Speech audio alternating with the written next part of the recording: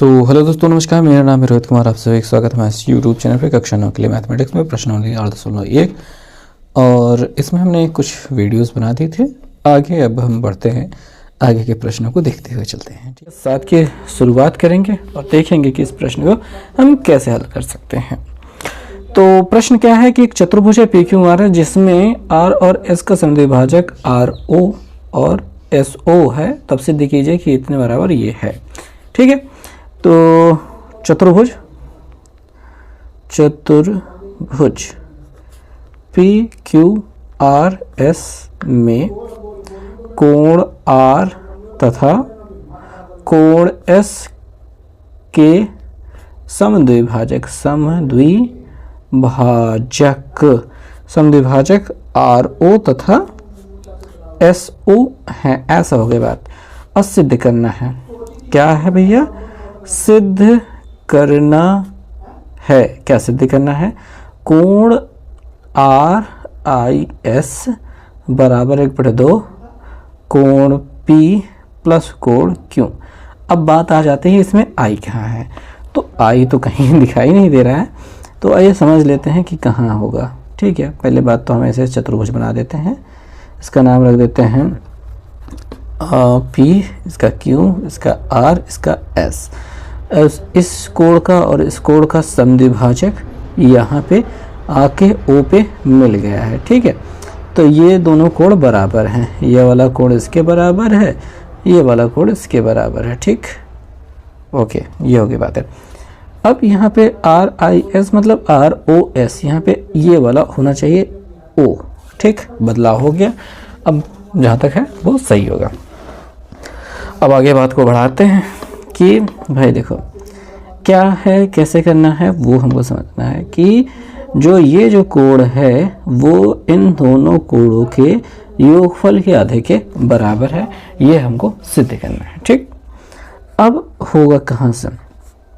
तो सबसे पहले बात तो चतुर्भुज PQRS में क्या कि कोण P प्लस कोण Q प्लस कोण R प्लस कोण S बराबर 360।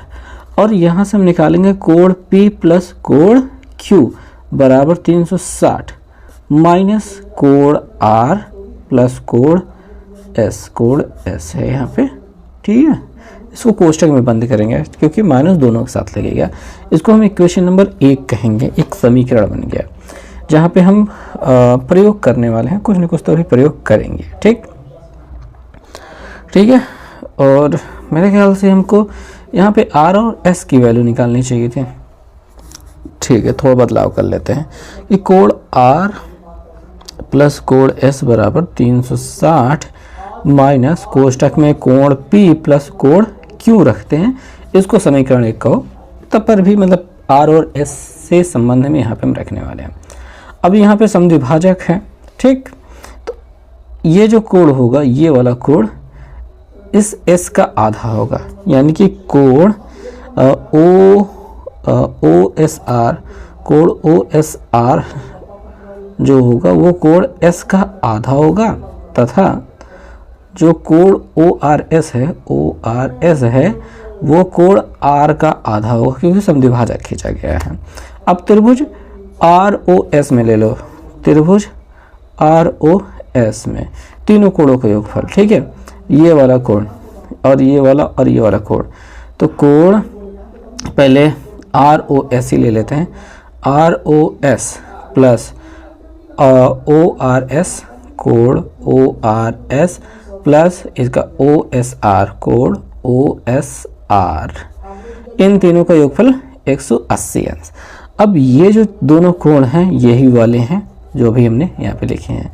तो ये S का आधा है और ये R का आधा है। तो कोण ROS प्लस यहाँ पे कोण ये R वाला जो है कौन सा, ये वाला है ना, ये R का आधा है। कोण R का आधा है और ये कोण S का आधा है।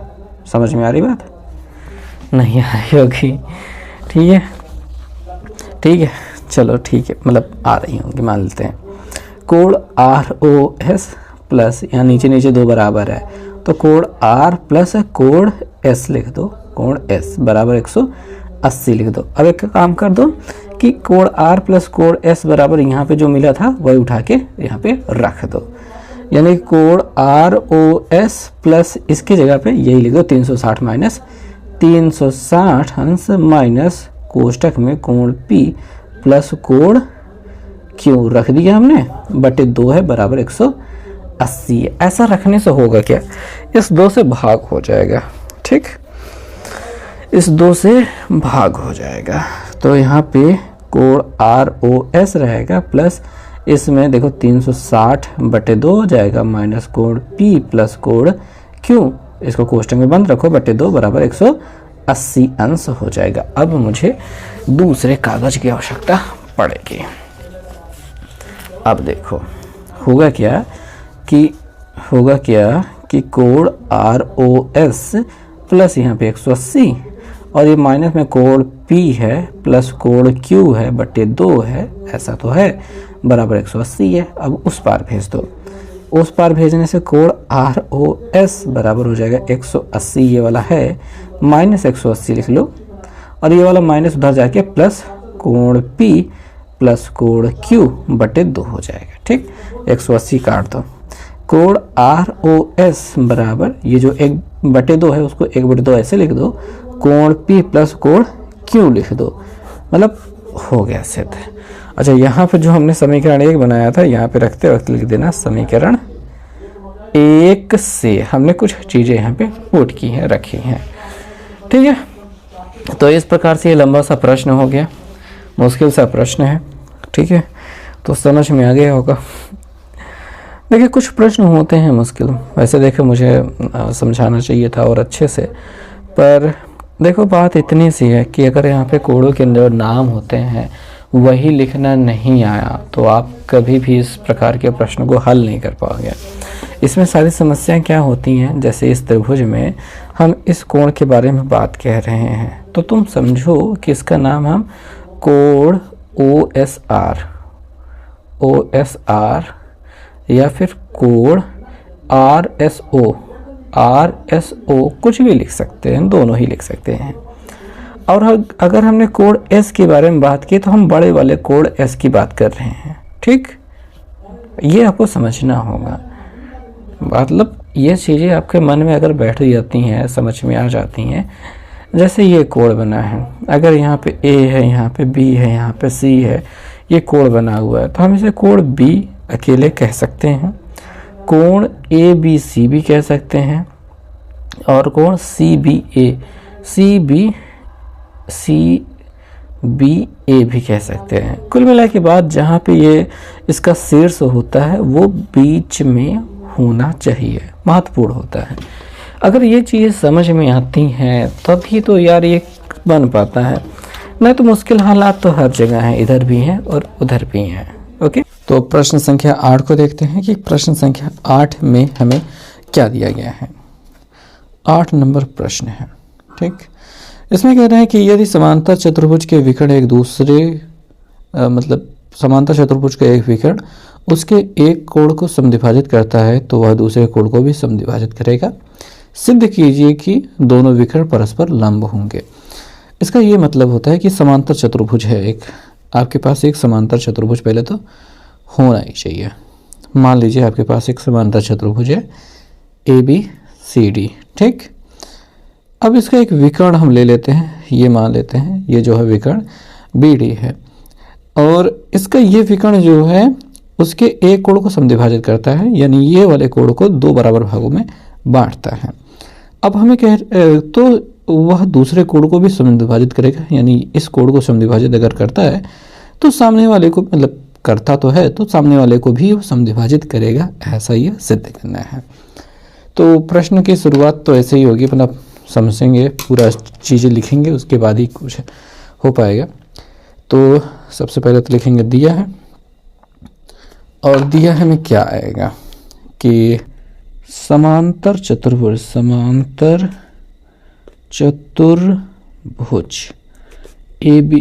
यहाँ पे कहाँ जगह है ABCD में, ठीक। ABCD में विकर्ण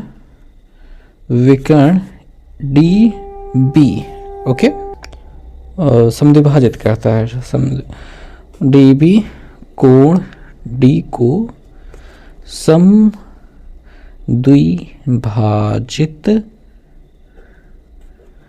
करता है, ऐसा, ठीक है। यहाँ पे अगर हम कोण 1, कोण 2, यहाँ पे 3 और यहाँ पे 4 डाल दें तो इजी हो जाएगा। यहाँ पे लिख सकते हैं कि अर्थात, ठीक है, अर्थात कोण 1 बराबर कोण 2, ऐसा लिख सकते हैं। इजी हो जाता है ऐसे लिखने में। सिद्ध ये करना है कि दूसरे कोण को भी समद्विभाजित करेगा। अभी सिद्ध करने वाले में आ जाते हैं। सिद्ध करना है, अच्छा इसमें दो चीज़ सिद्ध करनी है, ध्यान देंगे ये, ठीक, लंबवत वाला भी। तो पहली चीज़ आपको जो सिद्ध करनी है वो कि जो हमारा DB है, DB कोण B को भी समद्विभाजित करेगा, अर्थात कोण 3 बराबर कोण 4, ये सिद्ध करना है। और अगर हम दूसरी चीज़ हम देखें तो कह रहे हैं कि सिद्ध कीजिए कि दोनों विकर्ण परस्पर लंबवत होंगे। दोनों विकर्ण परस्पर लंबवत होंगे, ठीक है। अब इसका क्या मतलब है, अगर ये विकर्ण हमने ड्रॉ किया तो यहाँ पे 90 डिग्री मिलेगा, ठीक है। तो यहाँ पे हम कह सकते हैं कि अर्थात यहाँ पे विकर्ण ही लिख देते हैं, DB जो होगा वो लंब होगा AC पर। ये दो चीज़ें हमें प्रूव करनी है, ठीक है। इतना चीज़ तो आपको समझ में आ गया। अब हमें शुरुआत करनी है, प्रश्न को हल करना है कि कैसे चीज़ों को हम बराबर या फिर सिद्ध करना शुरू करेंगे, ठीक। तो सबसे पहले तो यही ले लेते हैं कि कुछ एकांतर कोण वगैरह सब कुछ बन जाएंगे। तो चूंकि अब देखिए यहाँ पे क्या है कि AB और DC समांतर हैं, चूंकि AB समांतर DC की तिर्यक रेखा DB है,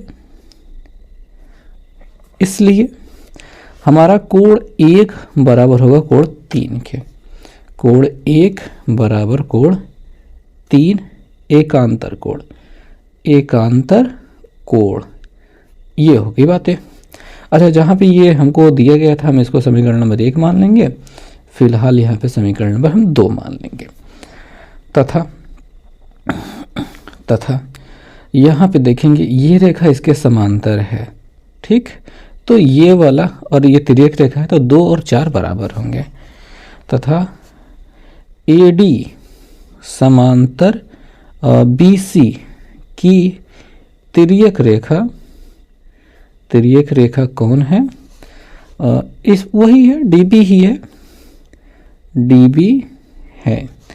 इसलिए हमारा जो कोण 2 है वो 4 के बराबर है।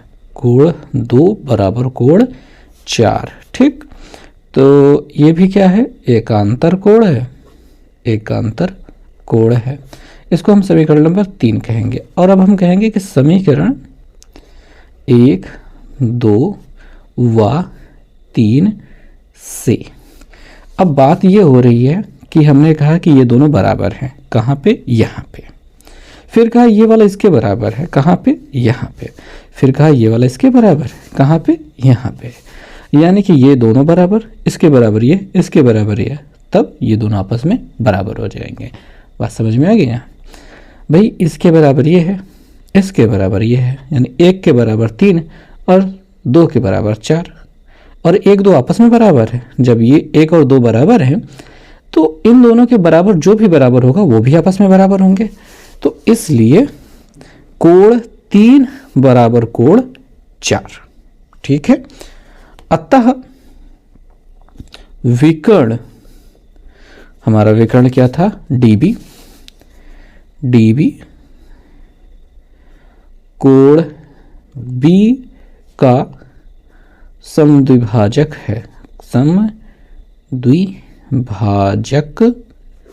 है। पहली चीज हमने सिद्ध कर दी है। ओके, प्रॉपर समझ में आ गया। अब दोनों जो विकर्ण है वो परस्पर लंबवत होंगे, यानी कि 90 अंश का कोण बनाएंगे। इसके लिए भी थोड़ी सी प्रोसेस में हमें बढ़ना होगा। और अब कैसे प्रोसेस बढ़ेगी, तो प्रोसेस कुछ इस प्रकार से बढ़ेगी भाई कि अगर समीकरण 1, 2, 3 से फिर से देखा जाए तो 2 और 3 आपस में बराबर होंगे। ठीक, पुनः समीकरण 1, 2 व 3 से जो हमारे कोण 2 है, कोण 2 है वो कोण 3 के बराबर होगा, सब आपस में बराबर है। जब ये दोनों बराबर हैं तो त्रिभुज ABD में, तब त्रिभुज ABD में भाई देखो बात ये होती है कि किसी भी त्रिभुज के अगर दो कोण बराबर हैं, ये वाली लाइन कभी इग्नोर कीजिएगा, इस त्रिभुज को देखिएगा, अगर ये और ये बराबर है तो इसके सामने वाला ये और इसके सामने वाला ये बराबर होंगे। में जो हमारी भुजा है वो AD और AB बराबर होगी। ठीक, अब इसको हम समीकरण नंबर 4 बना देते हैं। हम समीकरण को कुछ ज़्यादा ही बना रहे हैं, यहाँ पे ज़्यादा से ज़्यादा समीकरण बनाते चले जा रहे हैं, कोई रोक टोक नहीं है, कोई रोकने वाला है नहीं हमें। चलिए ठीक है, आगे बढ़ते हैं। ये वाले दोनों कोण बराबर होने की वजह से ये दोनों भुजाएं बराबर हो गई हैं। अब ये वाली भुजा उभयनिष्ठ हो गई, अगर हम इसको नाम दे दें O, ठीक है, O, तो ये वाली भुजा उभयनिष्ठ हो गई और ये वाले आपस में बराबर होते हैं। चूंकि समांतर चतुर्भुज के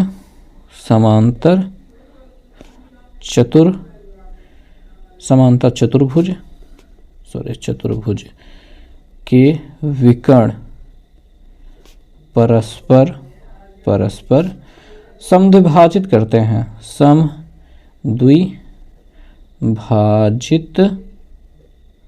करते हैं, यानी एक दूसरे को बराबर भागों में बांटते हैं। इसलिए हमारा ये जो DO है वो बराबर हो जाएगा BO के। ठीक, इसको भी समीकरण नंबर हम 5 कह सकते हैं। कहना चाहो तो कह दो, लेकिन किताब में इतने समीकरण नहीं बनाए जाते हैं, वो कह देते हैं कि मतलब ऊपर बराबर किया था हमने। अब हम बस इन दोनों त्रिभुजों में लेंगे, त्रिभुज AOD तथा त्रिभुज AOB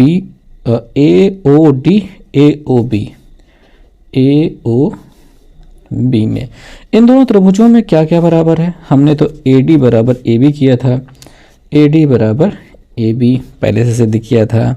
ठीक है, ये हम कह सकते हैं समीकरण 4 में से। ठीक, और ये कह सकते हैं DO बराबर BO, DO बराबर BO, ये हमने समीकरण 5 में किया था, तो समीकरण 5 से लिख देते हैं।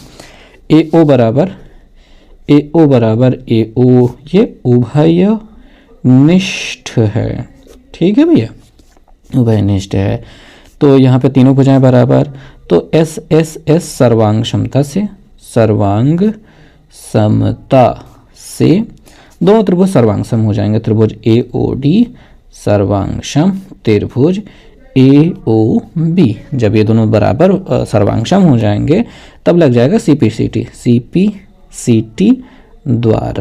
CPCT द्वारा ये दोनों कोण आपस में हो जाएंगे बराबर। कौन से कोण?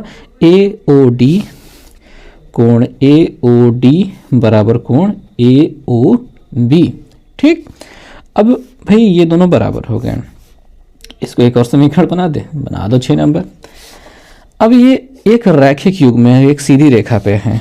ठीक है, तो कोण AOD प्लस कोण AOB बराबर 180 अंश। ये कैसे हैं? रैखिक युग्म है, एक सीधी रेखा पर है। अब ये दोनों आपस में बराबर हैं, तो कोण AOD प्लस कोण ए ओ डी हो सकता है बराबर 180 हो सकता है। ये हमने समीकरण 6 से कर दिया कुछ काम कि अगर दो लोग बराबर हैं तो सेम नाम लिख सकते हैं। तो कोण ए ओ डी का दुगुना बराबर होगा 180 के, तो 2 से काट देंगे 180 तो आ जाएगा 90। तो कोण ए ओ डी अगर आ जाएगा 90, ठीक, इसलिए तब अगर यहाँ पे 90 आ गया तब ये तो लंब हो ही गया, तब हमारा डी बी लंब ए सी, ठीक, इति सिद्धम। एक चीज़ यहाँ पे सिद्ध हो गई और एक चीज़ हमने यहाँ पे कहाँ पे, यहाँ पे सिद्ध की थी, ठीक। तो यहाँ पे लिख देंगे इति सिद्धम। अगर आपको लग रहा है ये प्रश्न थोड़ा लंबा है तो जाहिर सी बात है थोड़ा प्रश्न लंबे होते भी हैं और कभी कभी छोटे भी होते हैं, तो समझना होता है, थोड़ा सा प्रोसेस तो करना ही पड़ता है भाई, इतना तो करना ही पड़ेगा। इन प्रश्नों को और छोटा नहीं किया जा सकता है, मेरे ख्याल से तो नहीं किया जा सकता। कुछ टर्म्स कम लिखेंगे तो छोटे हो जाएंगे, बट अपन तो सोचते हैं कि पूरा डिटेल में चलें तो सही रहेगा। एक समांतर चतुर्भुज पी क्यू आर एस में कोण पी का समद्विभाजक, ठीक है।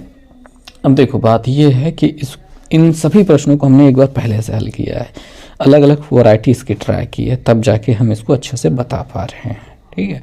अभी इसमें इस चतुर्भुज में अगर हम नॉर्मल समांतर चतुर्भुज की तरह एक ऐसा बनाएंगे तो ये थोड़ा सा कम बेनिफिशियल, मतलब कम अच्छे से हल होगा। इसमें थोड़ा सा ये ऊंचा है, ऐसा ऊंचा क्यों है बताते हैं कि एक समांतर चतुर्भुज है जिसमें पी क्यू आर और एस है, ठीक।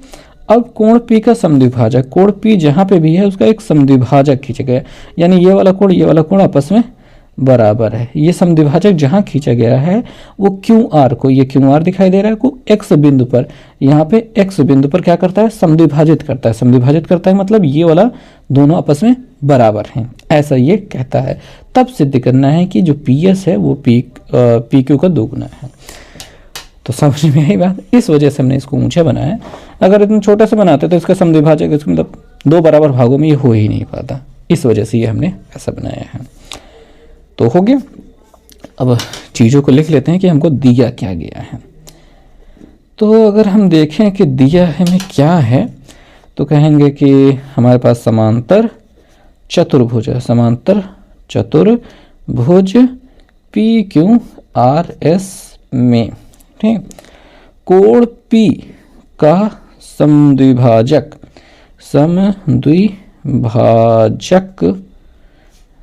बिंदु x पर, समद्विभाजक क्यू आर को x पर समद्विभाजित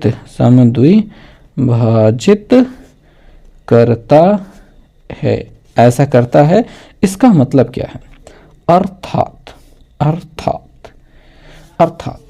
अगर हम इस कोण को 1 और ये 2 कहें तो हम कहेंगे कोण 1 बराबर कोण 2 तथा क्यू एक्स जो बराबर है वो एक्स आर के बराबर है, ठीक है। ये मामला हो गया।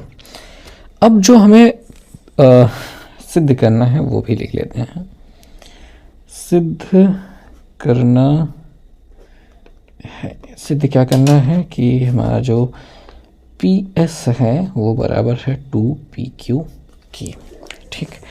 अब इतनी जानकारी तो हमने पूरी इकट्ठा कर लिया, अब इसको हल करना शुरू करेंगे। तो हमारा पी एस कहाँ है पहले वो खोजते हैं। तो हमारा पी एस ये है। अब देखो बात ये है कि चूंकि ये समांतर चतुर्भुज है तो ये पूरा जो होगा वो इसके बराबर होगा, ठीक, क्लियर है। और हमारा जो पी क्यू है वो यहाँ है जो कि इसके बराबर होगा। उसके अलावा भी कुछ चीज़ें हमें खोजनी पड़ेंगी। अब देखो ये जो समांतर है तो ये 2 और यहाँ पे एक कोण बना लेते हैं 3, ये बराबर होंगे। अब जब 2 और 3 बराबर है, 1 और 2 तो पहले से बराबर है, यहाँ दिखाई दे रहा है। 1 और 2 बराबर है, 2 और 3 बराबर है, तो 3 और 1 भी आपस में बराबर होंगे। जब ये दोनों बराबर होंगे तो ये दोनों भी आपस में बराबर होंगे। तो मामला कुछ चलने वाला है। चलिए ठीक है। चूँकि पी क्यू आर एस समांतर चतुर्भुज है, समांतर चतुर्भुज है, इसलिए हमारा जो यहाँ पे हम पी एस देख रहे हैं तो पी एस ही नाम देंगे। पी एस वो बराबर होगा क्यू आर के बराबर हो गया। ठीक है, एक चीज़ तो ये हो गई, मतलब हम इसको समीकरण तो बनाना नहीं चाहते थे पर बन जाएगा, तो क्या दिक्कत है? कोई दिक्कत नहीं है। ओके, तो कुछ और भी कर लेते हैं तो ज़्यादा अच्छा रहता है, यहीं पे समीकरण बनाने की ज़रूरत नहीं है। अब देखो जो ये हमारा ये दोनों बराबर हैं तो इससे भी थोड़ी सी तुलना कर दी जाए इसके साथ। ठीक, तथा जो हमारा क्यू एक्स है वो बराबर है एक्स आर के, इसलिए वो बराबर हो जाएगा जो अपना क्यू आर है उसके आधे के बराबर। ठीक, अब क्यू आर बराबर है, तब जो हमारा क्यू एक्स है, अब इसके जगह ये रख देते हैं। ठीक है, तो हमारा जो क्यू एक्स है वो बराबर हो जाएगा पी एस बटे 2 के। ठीक है, तो इसमें होगा क्या, यहाँ पे लिख देंगे, चूँकि हमारा जो पी एस था वो बराबर था क्यू आर के, इस वजह से ये बराबर हो गया। इसको एक इक्वेशन हम बना लेते हैं। ठीक, अब आगे चलते हैं। यहाँ पे पी एस समांतर क्यू आर, पी एस समांतर क्यू आर की तिर्यक रेखा जो हमारी पी एक्स है, इस वजह से पी एक्स तिर्यक रेखा है, इस वजह से कोण 2 बराबर कोण 3, इसलिए कोण 2 बराबर कोण 3। ठीक, और हम ऐसा कह सकते हैं कि हमारा जो कोण 1 है वो बराबर होगा कोण 3 के, चूंकि हमारा कोण 1 बराबर था कोण 2 के, तो हमने 2 की जगह पे 1 को रख दिया। ये 2 और 3 बराबर थे, ये क्यों बराबर थे? एकांतर कोण है। अब एकांतर कोण है तो हमने 2 की जगह 1 रख दिया, क्योंकि 2 और 1 उसमें बराबर थे। ये हो गई बात है। अब होगा ये कि त्रिभुज पी क्यू एक्स में तीर नहीं बनाना है, ये क्यू पी बराबर हमारा, या फिर हम पी क्यू लिखते हैं कि हमारा पी क्यू बराबर हो जाएगा क्यू एक्स के बराबर होगा। ठीक है, चूँकि हमारा जो कोण 1 है वो बराबर है कोण 3 के, समान बराबर हो जाओगे, सम्मुख कोण बराबर होते हैं। अब ये हो गया। अब इसको हम समीकरण नंबर बना देते हैं। ये 1 था तो इसको हम 2 बना देते हैं।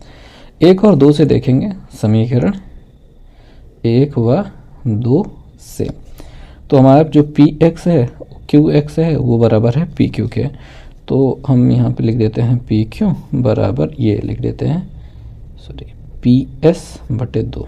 कैसे हुआ कि पी क्यू के बराबर है क्यू एक्स, तो क्यू एक्स की जगह पे हमने पी क्यू रख दिया, बाकी यही उतार दिया। अब इसका इधर गुणा करा देंगे तो हमें मिल जाएगा पी एस बराबर 2 पी क्यू, पी एस बराबर 2 पी क्यू मिल जाएगा। और ये हमें सिद्ध करना था, यही सिद्ध करना था ना, हो गया। कुछ भी जुगाड़ लगा के यहाँ पे काम हो जाता है, बस जुगाड़ लगाने की देरी होती है। आगे हम प्रश्न संख्या 10 को देखेंगे, तो ध्यान से देखते जाइए, अच्छे से पढ़ते जाइए। देखिए, मैं भी जब हाई स्कूल में 9th में था तो उतना पढ़ाई करता नहीं था, दिमाग ज़्यादा उतना चलता नहीं था, क्योंकि खेलने कूदने का ज़्यादा मन होता था। तो आप खेलिए कूदिए, ठीक है, कोई दिक्कत नहीं, लेकिन पढ़ाई करना बहुत ज़्यादा ज़रूरी है, क्योंकि एक समय आता है जब आपको समझ में आता है कि पढ़ाई लिखाई से दूर होकर हम कितना नुकसान हम अपना कर रहे हैं। ठीक, समांतर चतुर्भुज के 2 सम्मुख कोण ये हैं, तो अब समांतर चतुर्भुज के प्रत्येक कोण की माप ज्ञात कीजिए। तो चित्र बनाने की ज़रूरत तो है नहीं। ये समांतर चतुर्भुज के जो सम्मुख कोण होते हैं वो आपस में क्या होते हैं? बराबर होते हैं। क्या होते हैं? बराबर होते हैं। अब एक चित्र बना ही देते हैं ताकि आपको समझ में आए कि ये ए बी सी डी है, तो अगर कोई दो सम्मुख कोण लेना है तो हम लिख देते हैं 3x-2 जो है अंश ये वाला है और 50-x ये वाला है। ठीक, तो माना समांतर चतुर्भुज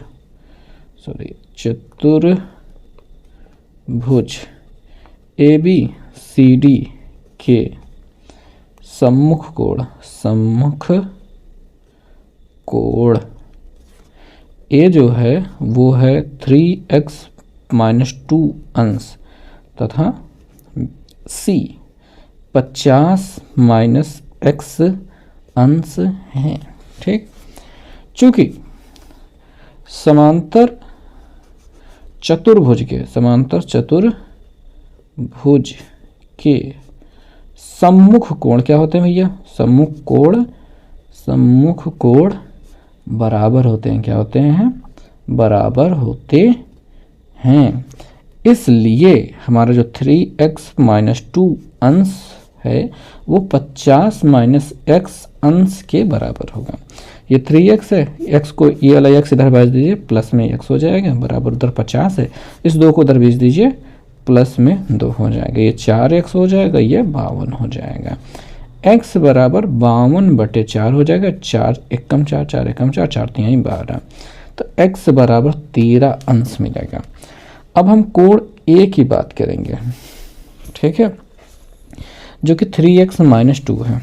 तो जो 3x-2 है तो 3 गुणित 13-2, 13 दूनी 26, 13 39-2 मतलब 39 चले, हाँ 37 अंश ये हो जाएगा। ठीक, और अगर हम कोण C की बात कर लेते हैं जो कि 50-x है, 50-x है, वो भी ज़्यादा कुछ खास नहीं होगा, वही बराबर रहेगा। 50 में से 13 घट जाएगा, 10 में से 3 गेन 7 और यहाँ पे 4 बजेगा, 4 में से गेन 3, 37 अंश ही होगा। अब अगर कोण B की बात करेंगे तो वो 180 माइनस कोण A होगा, क्योंकि जो क्रमागत या फिर क्रमागत कोण कह दीजिए, लगातार कोण कह दीजिए, आसन्न कोण कह दीजिए, तो ये जो का योगफल क्या होता है? 180 अंश होता है, तो 180 में घट जाएगा, तो 180 माइनस 37 हो जाएगा, 10 में से 7 गेन 3, यहाँ बचेगा 7, 7 में से 3 गेन 4, 143 अंश। ऐसे ही कोण D रहेगा, वो भी अगर हम कहें तो 180 माइनस C लिख दीजिए या फिर A लिख दीजिए, कोई दिक्कत नहीं, सब एक ही बात है। ठीक है, वैसे भी सम्मुख कोण बराबर होते हैं, तो इतना लिखने के बजाय आप लिख दीजिए कि कोण B के बराबर होगा, जो कि 143 अंश होगा, 143 अंश होगा, ये आंसर हो जाएगा। ठीक, तो 143 143 जो भी कहिए, ठीक है, तो इतने के बराबर होगा। तो काफ़ी बेहतर स्थिति में हैं हम लोग और आगे बढ़ रहे हैं लगातार और बढ़ते ही चलेंगे। अब हम प्रश्न संख्या 11 पे चलेंगे। ठीक है, तो देखेंगे प्रश्न संख्या 11 क्या कहती है। प्रश्न संख्या 11, ठीक, तो ABCD एक समलंब चतुर्भुज है जिसकी भुजाएं AB और CD परस्पर समांतर हैं, जबकि AD बराबर BC या सिद्ध कीजिए कोण A बराबर कोण B है। अब देखो बात यह है कि एक समलंब आकृति हम आपको बना कर दिखाते हैं, इसे कहते हैं एक समलंब चतुर्भुज। अब इसमें कौन समांतर है? AB और CD समांतर, यानी ABCD ये दोनों हैं समांतर और ये दोनों हैं बराबर। तो दिया है, लिख लेते हैं, दिया है, दिया क्या है? समलंब ABCD में, ABCD में कि AB समांतर है CD के और तथा AD बराबर है BC के, ये चीज़ें हो गई। ठीक है, सिद्ध क्या करना है वो भी लिख लेते हैं, सिद्ध करना है, सिद्ध क्या करना है कि कोण A बराबर है कोण बी के ऐसा सिद्ध करना है। अब इसको सिद्ध करने के लिए हमें रचना करनी होगी, ठीक है, ऐसा कुछ। यहाँ पे हम लिख लेते हैं ई। हम इसमें कर क्या रहे हैं कि ए बी को आगे बढ़ाया, यहाँ पे ये दोनों हमने समांतर खींचा है, सॉरी समांतर, समांतर का चिन्ह ऐसे बनेगा, ठीक। चलो रचना लिख लेते हैं, फिर समझाते हैं। रचना, रचना कि AD समांतर, AD समांतर CE, CE खींचा जो AB को आगे बढ़ाने पर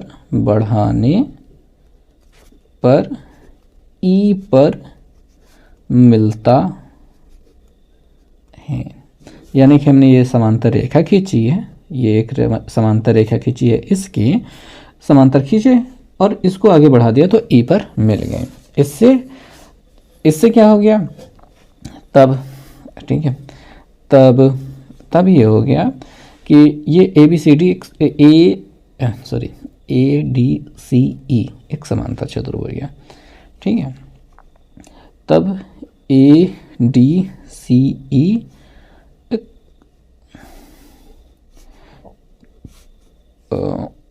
तब लिखा जाए क्या,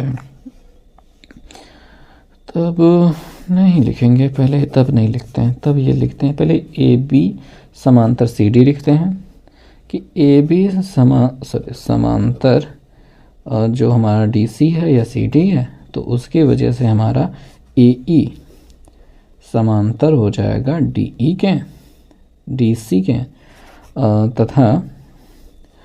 तथा जो हमारा AD है वो समांतर है CE के। ये हमने रचना से करी थी, ठीक है। तब हमारा ADCE समांतर चतुर्भुज है, ऐसा हो जाएगा। अब समांतर चतुर्भुज के जो क्रमागत कोण होते हैं उनका योगफल कितना होता है 180 अंश। तब कोण क्या हो जाएगा, कोण A प्लस कोण E बराबर हो जाएगा 180 अंश। ये हो जाएगा समांतर चतुर्भुज तो हो गया, क्रमागत कोण लिख देते हैं,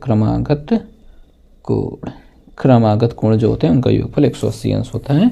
इसको हम एक समीकरण बना लेते हैं। अब हमको थोड़ा सा आगे बढ़ना है। आगे क्या बढ़ना है कि हम यहाँ पे ये दोनों बराबर खींच चुके हैं और ये वाली इसके समांतर है तो बराबर ही होगा, तथा ये जो CE है वो AD के बराबर होगा। जो हमारा CE है वो बराबर होगा AD के। क्यों? क्योंकि समांतर चतुर्भुज की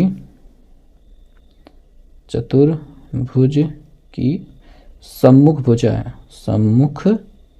भुजा है, जिस वजह से ये बराबर हो गया, ठीक है। ये दोनों बराबर हो गए और ये दोनों बराबर दिए हैं, तो ये दोनों आपस में बराबर हो जाएंगे, यानी CB बराबर CE हो जाएगा, तो CE बराबर हो जाएगा CB।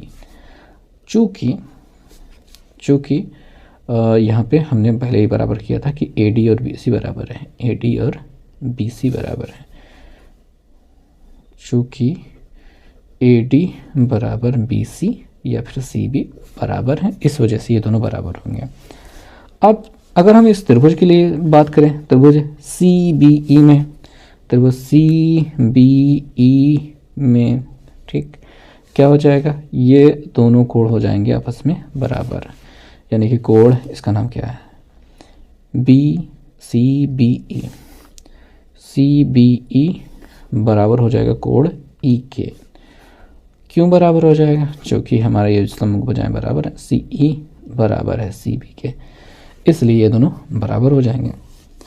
अब अगर ये दोनों कोण बराबर हो गए, इसको एक समीकरण बनाते हैं, समीकरण नंबर 2, और एक समीकरण में यहाँ पे आते हैं कि इन दोनों का योगफल 180 अंश लिखते हैं।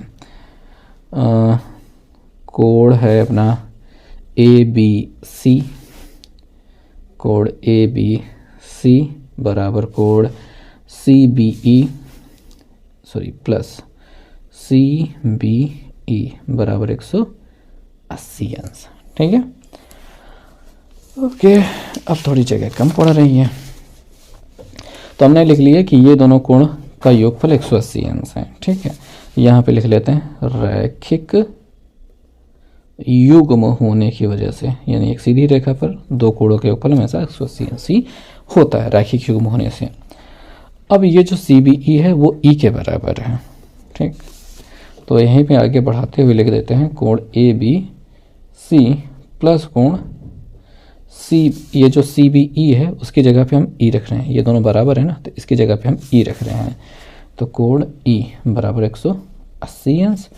और ऐसा हमने इसलिए किया क्योंकि चूँकि यहाँ पे हमने ये समीकरण नंबर 2 हमने रखा है ना, इसका समीकरण 2 से लिख देते हैं, समीकरण 2 से ऐसा हो गया।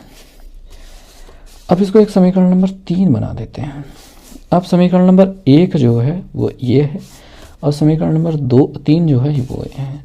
इन दोनों का योगफल 180 के बराबर, इन दोनों का योगफल 180 के बराबर। इस वजह से समीकरण 1 व 3 से ये दोनों आपस में बराबर हो जाएंगे, यानी कोण A प्लस कोण E बराबर कोण ABC प्लस कोण E, ये दोनों कट जाएंगे। ठीक, तो कोण A बराबर हो जाएगा कोण ABC, जो कि अल्टीमेटली अगर ABC को देखा जाए तो कोण B है, यानी कोण A बराबर कोण B है। ये सिद्ध करना था, इतनी सिद्धा। ओके, ठीक है। मुश्किल हालात में पहुंचा दिया क्या हमने आपको? नहीं, मतलब ठीक है, ऐसे ही प्रोसेस चलती है। प्रोसेस है भाई, चलना पड़ता है, ऐसा करना पड़ता है। चल ठीक है, इतनी चीज़ें हमने आपको दिखा दी है। अब और एक प्रश्न बाकी रह जाता है इस प्रश्नावली में, वो भी हम देख ही लेते हैं। देख लेते हैं क्या है। प्रश्न संख्या 12 है। तो प्रश्न संख्या 12 में कहते हैं कि एक समद्विबाहु त्रिभुज ABC में, ठीक है, समद्विबाहु त्रिभुज ABC में हमारा कोण AB जो है वो भुजा AB AC के बराबर है, तथा जो CP है वो समांतर है AB के, जबकि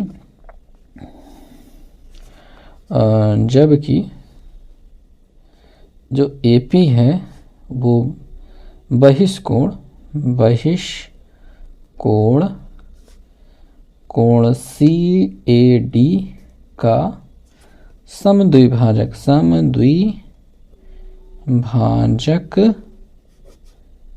है। ठीक, सिद्ध करना है। अब यहाँ पे सिद्ध करना है वाला लिख लेते हैं, चित्र बनाते हैं। अभी सिद्ध करना है, मैं आपको पूरा समझाऊंगा भाई कहाँ से क्या है। सिद्ध करना है ये दोनों की कोण बराबर है। पहली चीज़ हमें ये सिद्ध करनी है कि कोण PAC बराबर है कोण BCA के, और दूसरी चीज़ जो सिद्ध करनी है कि ABCP समांतर चतुर्भुज है, समांतर चतुर्भुज है। अब आ जाते हैं हम अपने इसी चित्र पे। अब वही बात आ गई कि हमने इसको पहले सॉल्व किया है, तब जाके हम इसकी प्रोसेस को अच्छे से समझा पाएंगे। कहाँ किया था? यहाँ पे। ठीक है, छोटा सा हिंट। पहले तो हमने इस तरह से एक त्रिभुज बनाया था, समद्विबाहु त्रिभुज, जिसकी ये दो भुजाएं बराबर हैं। लेकिन जबकि एक बहिष्कोण की बात की गई तो बहिष्कोण इधर जा रहा था, तो ये अच्छा नहीं लग रहा था। तो फिर हमने एक सीधी लाइन खींची और कहा कि बहिष्कोण अब यहाँ पे बने। ठीक है, और उसके अकॉर्डिंग हमने चीज़ों को यहाँ पे स्टेब्लिश कर दिया। तो इसकी रचना किस प्रकार से की है वो अब समझाते हैं। देखिए, पहले तो हमने एक लाइन ड्रॉ की है। ठीक, अब चूंकि हमारा बहिष्कोण क्या है? CAD है, तो पहले तो हम यहाँ पे देख लेते हैं। यहाँ पे हम A रखेंगे। ठीक है, बहिष्कोण यहीं पे बन रहा है CAD, तो CAD ऐसा बनेगा तो C यहाँ पे होना चाहिए। पहले हमने ऐसा ड्रॉ किया। ठीक है, C यहाँ होना चाहिए, तभी CAD डी बन पाएगा एक बहिर्षकोण, ठीक है। फिर यहाँ पे बी होना चाहिए। अब कौन बराबर है, ए बी बराबर ए सी है। तो हमारा जो ए बी है यानी ये वाली लाइन और ए सी है ये वाली लाइन बराबर है, ओके।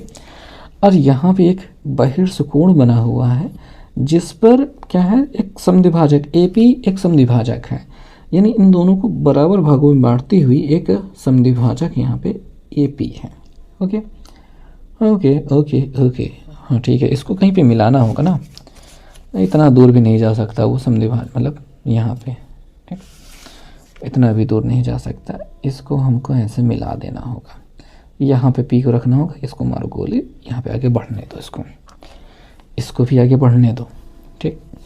अब ऐसा पी को यहाँ पे इस्टेब्लिश क्यों किया, क्यों रखा इस्टेब्लिश, मतलब क्या अंग्रेजी बोल रहा हूँ मैं। ए बी सी पी है, ए बी सी पी, जब तक पी यहाँ पे नहीं रहेगा समांतर चतुर्भुज की आकृति नहीं बनेगी, तो समांतर चतुर्भुज हम सिद्ध कैसे करेंगे, इस वजह से वहाँ पे इसको हमने रखा है, ठीक है। नहीं है, और साथ ही साथ अपना सी पी, देखिए सी पी और ए पी समांतर, सी पी जो है वो ए बी के समांतर है। अच्छा ये भी बात थी ना कि पी बहुत भाग नहीं सकता है, हमको एक समांतर लाइन तो ड्रॉ करनी ही करनी थी, तो ये भी बात थी क्योंकि समांतर पहले से दिया था, ठीक। चीज़ें समझ में आ गई, दिया है जो था प्रश्न से देख के लिख लिया, सिद्ध करना है जो हम प्रश्न से देख के लिख लिए, चित्र हमने जो बनाना था वो प्रश्न को देख करके हमने बना लिया। अब हम मेन प्रॉब्लम जो है वो हम देख लेते हैं। मेन प्रॉब्लम है पहला क्वेश्चन, सी पी ए सी वो कहाँ है, तो पी ए सी ये वाला एंगल है। अच्छा ये वाला दोनों एंगल बराबर भी हैं, ठीक। तो ये जो एंगल है वो बी सी ए इस वाले एंगल के बराबर है, ऐसा मैं प्रूव करना है। अच्छा ये तब प्रूव होगा जब ये दोनों रेखाएं समांतर हो जाएंगी, ठीक है। और अगर ये दोनों समांतर हो जाएंगे मतलब हो जाएगा। अच्छा ठीक है, वैसे ना प्रूफ हो सके तो कुछ और तरीका भी लगा सकते हैं प्रूफ करने के लिए, ठीक। चलो ठीक है, जुगाड़ बिठाते हैं। सबसे पहले तो ये प्रूफ करना है तो वही शुरू करते हैं। तो क्या करते हैं, त्रिभुज ए बी सी में लेते हैं। त्रिभुज ए बी सी में हमारा जो भुजाएं हैं वो ए बी और ए सी बराबर हैं, ए बी बराबर ए सी। तब होगा ये कि ए बी के सामने वाले कोण जो है कोण सी, हम इसका नाम सी ही रखें कि बड़ा का नाम रखें तो सही रहेगा। इसका नाम रख देते हैं बी सी ए, कोण बी सी ए बराबर होगा, इसका नाम रख देते हैं ए बी सी के, कोण ए बी सी के बराबर होगा। क्यों बराबर होगा, क्योंकि समांतर भुजाओं किसी त्रिभुज के बराबर भुजाओं के समकोण बराबर होते हैं, ऐसा हो गया कि ये वाले दोनों कोण आपस में हो गए बराबर, ये चीज़ तो हो गई बराबर।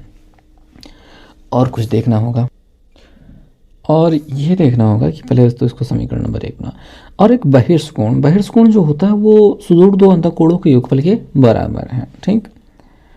अब चूंकि कोण सी ए डी बहिष्कोण है, ठीक है, बहिष्कोण है, इसलिए हमारा जो कोण होगा ये कोण सी ए डी होगा वो इन दोनों कोणों के योगफल के बराबर होगा, यानी कोण ए बी सी कह देते हैं, ए बी सी प्लस कोण बी सी ए इन दोनों के योगफल के बराबर होगा, ठीक है। अब इसको एक समीकरण बनाते हैं कि थोड़ा सा और हल कर लेते हैं। अब चूँकि ये दोनों देखे आपस में यहाँ पे बराबर थे तो थोड़ा सा और हल कर लेते हैं कि हमको ज़रूरत है बी सी ए की, इसकी, तो हम बी सी ए 2 बार लिख देते हैं। कोण बी सी ए ये भी हो गया प्लस कोण बी सी ए ये भी हो गया, और कोण सी ए डी के बराबर है। अब यहाँ पे समीकरण हमने 1 से हमने इसको प्रयोग किया है, तो कोण सी ए डी जो होगा इन दोनों के कोण 2 बी सी ए के बराबर होगा। और हम इतना ही छोड़ दें, चलो ठीक है इतना ही छोड़ते हैं, आगे तभी हमको फिर से यूज़ करना है, इसको यूज़ करना है, ठीक है। अब बात ये हो जाती है कि जो ए पी है वो इसका समद्विभाजक है। चूँकि ए पी कोण CAD का समद्विभाजक है। ठीक है, दो बराबर भागों में बांटता है, ये जो बराबर है, इसलिए ये जो कोण होगा यानी ये वाला कोण और ये वाला कोण आपस में क्या होंगे, बराबर होंगे। इसलिए कोण CAP बराबर कोण PAD कोण PAD वो बराबर होंगे किसके, CAD के, कोण CAD के आधे के बराबर होंगे। ठीक है, अब यहाँ से कुछ जुगाड़ बिठाते हैं। यहाँ पे CAD, यहाँ पे CAD, दो जगह CAD मैच कर रहा है। अब यहाँ पे थोड़ा सा और ले लेते हैं, कोण CAP अकेले ले लेते हैं, कोण CAD के बटे 2 के बराबर हो जाएगा। तो CAD की जगह पे ये रख देते हैं। चलो पन्ना पलटो, पन्ना पलट के यहाँ पे आ गए, इसको सेम टू सेम उतारो। कोण CAP बराबर क्या हो जाएगा हमारा, ये क्या रखना था हमें, CAD, इसी CAD की जगह पे ये रख देना था।